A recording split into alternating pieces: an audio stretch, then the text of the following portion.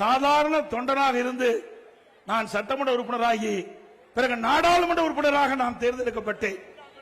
பிறகு அமைச்சராகிய மாண்புமிகு அம்மாவுடைய அமைச்சராகி பிறகு அம்மா என்னுடைய பணியை பார்த்து கூடுதலாக 2016ஆம் ஆண்டு நெடுஞ்சாலைத்துறையிலிருந்து பொதுப்பணித்துறையும் எனக்கு கொடுத்து அழகு பார்த்தார்கள்.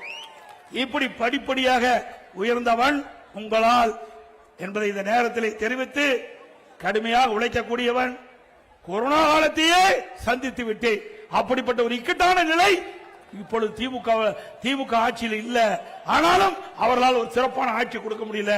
நாட்டு மக்களிடத்தில் இருக்கின்ற பிரச்சனையை அவர்களால் தீர்க்க முடியவில்லை. ஒரு குடும்பமுடைய ஆட்சி தான் இன்றைக்கு தமிழகத்தில் இருந்து கொடுக்கின்றது. வாரிசு அரசியல் தான் இன்றைக்கு தமிழகத்தில் தலை தூக்கி ஓங்கி இருக்கின்றது என்பதை நீங்கள் எண்ணி பார்க்க வேண்டும். இதற்கெல்லாம் குடும்ப ஆட்சிக்கு முற்றுப்புள்ளி வைக்கின்ற தேர்தல், வாரிசு அரசியலுக்கு முற்றுப்புள்ளி வைக்கின்ற தேர்தல் வைப்பீங்களா?